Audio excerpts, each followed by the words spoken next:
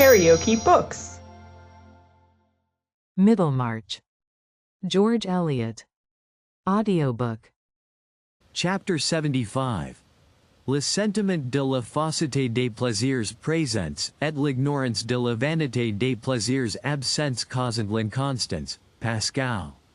Rosamond had a gleam of returning cheerfulness when the house was freed from the threatening figure, and when all the disagreeable creditors were paid. But she was not joyous. Her married life had fulfilled none of her hopes, and had been quite spoiled for her imagination.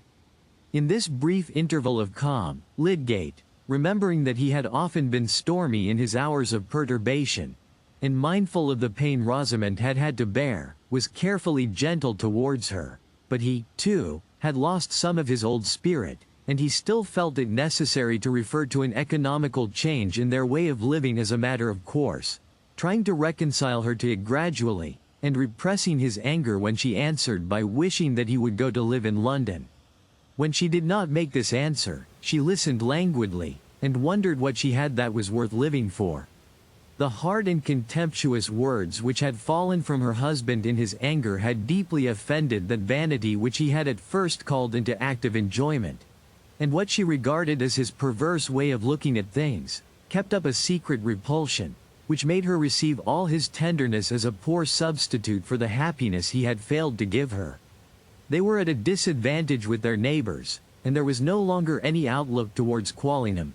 There was no outlook anywhere except in an occasional letter from Will Ladislaw. She had felt stung and disappointed by Will's resolution to quit Middlemarch, for in spite of what she knew and guessed about his admiration for Dorothea, she secretly cherished the belief that he had, or would necessarily come to him, much more admiration for herself. Rosamond being one of those women who live much in the idea that each man they meet would have preferred them if the preference had not been hopeless.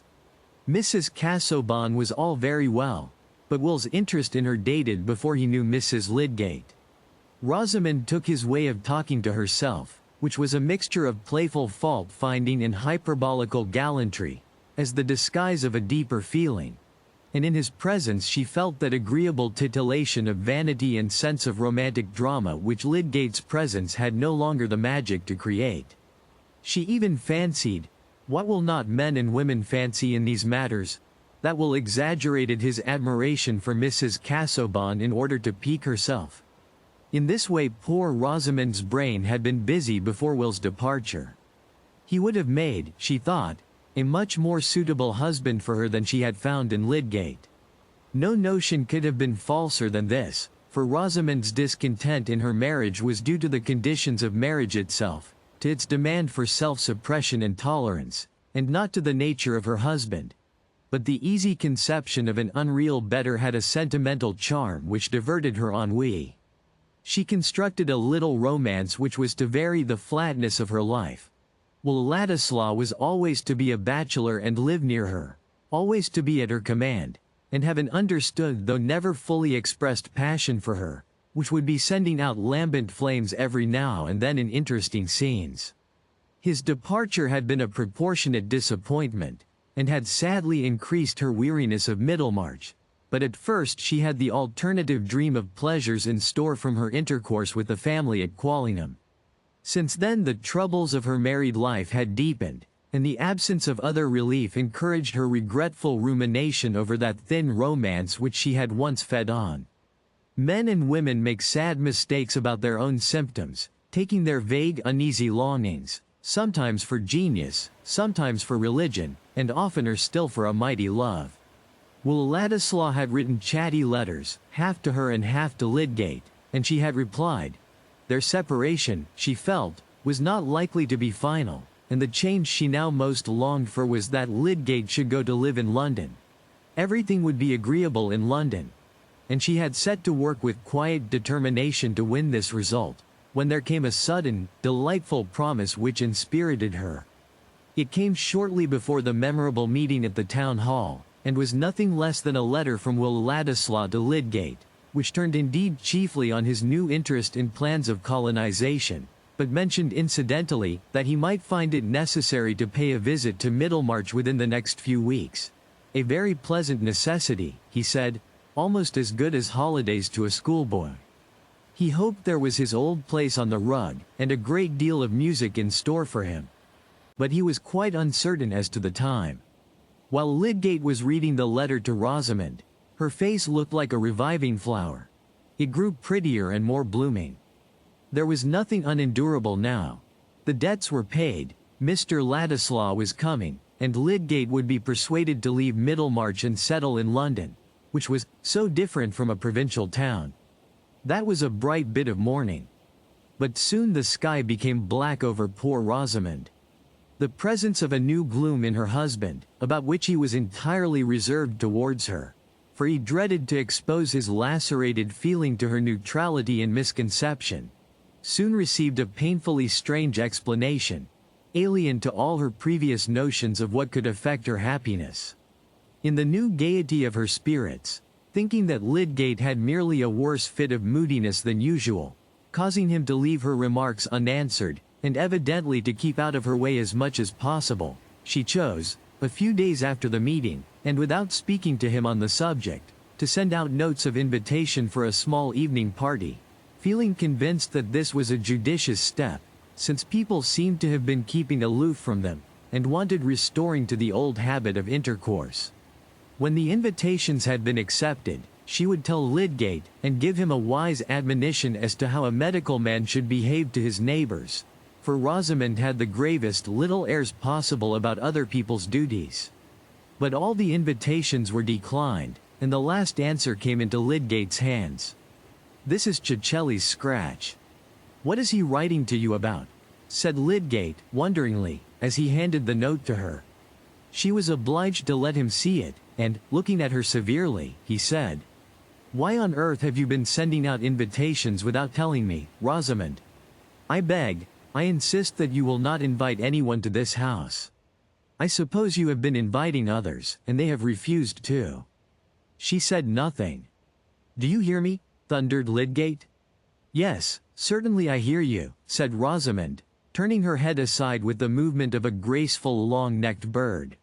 Lydgate tossed his head without any grace and walked out of the room, feeling himself dangerous. Rosamond's thought was that he was getting more and more unbearable, not that there was any new special reason for this peremptoriness.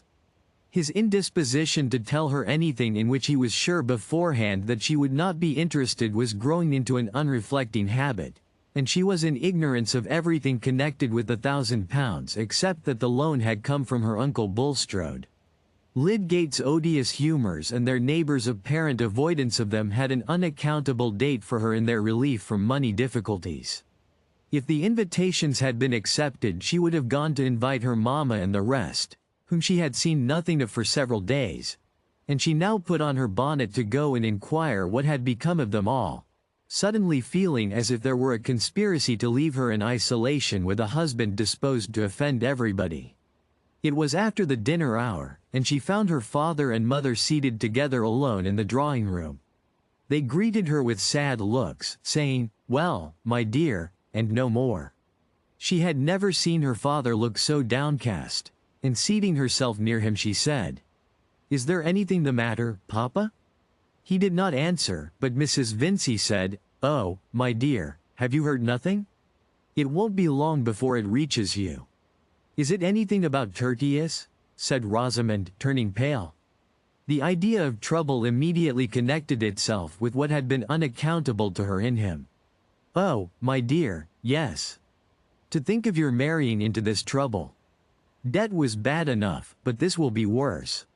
Stay, Lucy," said Mr. Vincey. "Have you heard nothing about your uncle Bulstrode, Rosamond?" "No, Papa," said the poor thing, feeling as if trouble were not anything she had before experienced, but some invisible power with an iron grasp that made her soul faint within her. Her father told her everything, saying at the end, "It's better for you to know, my dear. I think Lydgate must leave the town. Things have gone against him. I dare say he couldn't help it." "I don't accuse him of any harm," said Mr. Vincey. He had always before been disposed to find the utmost fault with Lydgate. The shock to Rosamond was terrible. It seemed to her that no lot could be so cruelly hard as hers to have married a man who had become the center of infamous suspicions. In many cases it is inevitable that the shame is felt to be the worst part of crime, and it would have required a great deal of disentangling reflection, such as had never entered into Rosamond's life, for her in these moments to feel that her trouble was less than if her husband had been certainly known to have done something criminal. All the shame seemed to be there. And she had innocently married this man with the belief that he and his family were a glory to her. She showed her usual reticence to her parents and only said that if Lydgate had done as she wished he would have left Middlemarch long ago. "She bears it beyond anything," said her mother when she was gone. "Ah, thank God," said Mr. Vincey, who was much broken down. But Rosamond went home with a sense of justified repugnance towards her husband. What had he really done? How had he really acted? She did not know. Why had he not told her everything? He did not speak to her on the subject, and of course she could not speak to him. It came into her mind once that she would ask her father to let her go home again, but dwelling on that prospect made it seem utter dreariness to her. A married woman gone back to live with her parents. Life seemed to have no meaning for her in such a position. She could not contemplate herself in it. The next 2 days Lydgate observed a change in her, and believed that she had heard the bad news. Would she speak to him about it, or would she go on forever in the silence which seemed to imply that she believed him guilty? We must remember that he was in a morbid state of mind, in which almost all contact was pain. Certainly Rosamond in this case had equal reason to complain of reserve and want of confidence on his part, but in the bitterness of his soul he excused himself. Was he not justified in shrinking from the task of telling her, since now she knew the truth she had no impulse to speak to him? But a deeper lying consciousness that he was in fault made him restless, and the silence between them became intolerable to him. It was as if they were both adrift on one piece of wreck and looked away from each other. He thought, "I am a fool. Haven't I given up expecting anything? I have married care, not help." And that evening he said, "Rosamond, have you heard anything that distresses you?" "Yes," she answered, laying down her work, which she had been carrying on with a languid semi-consciousness, most unlike her usual self. "What have you heard?" "Everything, I suppose. Papa told me." "That people think me disgraced?" "Yes," said Rosamond, faintly, beginning to sew again automatically. There was silence. Lydgate thought, if she has any trust in me, any notion of what I am, she ought to speak now and say that she does not believe I have deserved disgrace. But Rosamond on her side went on moving her fingers languidly. Whatever was to be said on the subject she expected to come from Tertius. What did she know? And if he were innocent of any wrong, why did he not do something to clear himself? This silence of hers brought a new rush of gall to that bitter mood in which Lydgate had been saying to himself that nobody believed in him. Even Fairbrother had not come forward. He had begun to question her with the intent that their conversation should disperse the chill fog which had gathered between them, but he felt his resolution checked by despairing resentment. Even this trouble, like the rest, she seemed to regard as if it were hers alone. He was always to her a being apart, doing what she objected to.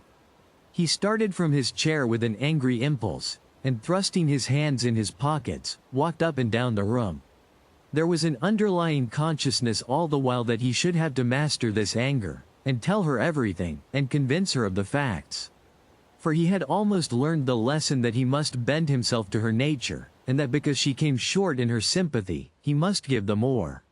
Soon he recurred to his intention of opening himself. The occasion must not be lost.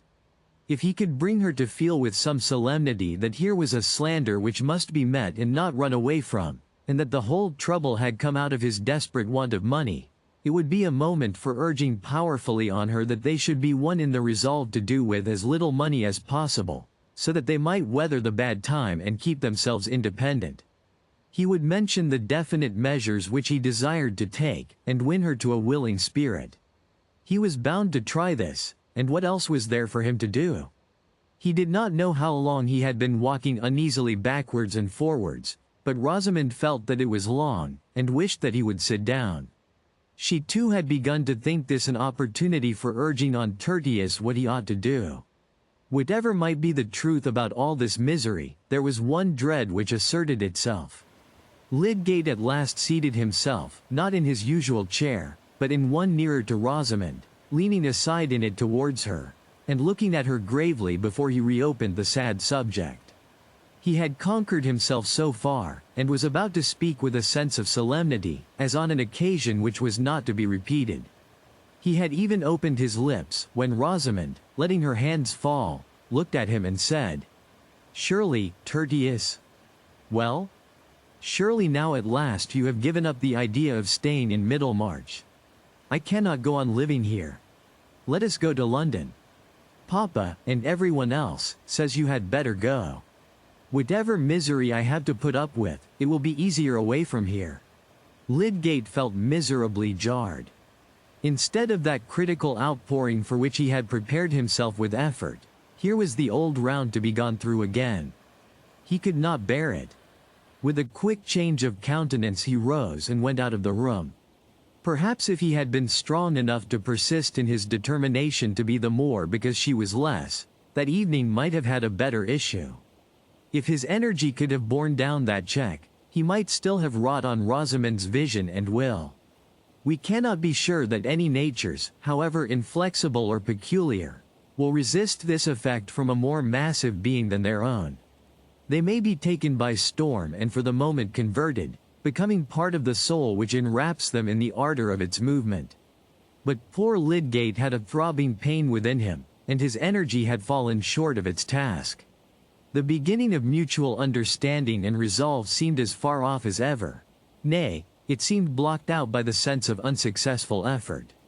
They lived on from day to day with their thoughts still apart, Lydgate going about what work he had in a mood of despair, and Rosamond feeling, with some justification, that he was behaving cruelly. It was of no use to say anything to Tertius, but when Will Ladislaw came, she was determined to tell him everything. In spite of her general reticence, she needed someone who would recognize her wrongs. If you liked what you heard, please subscribe to the channel.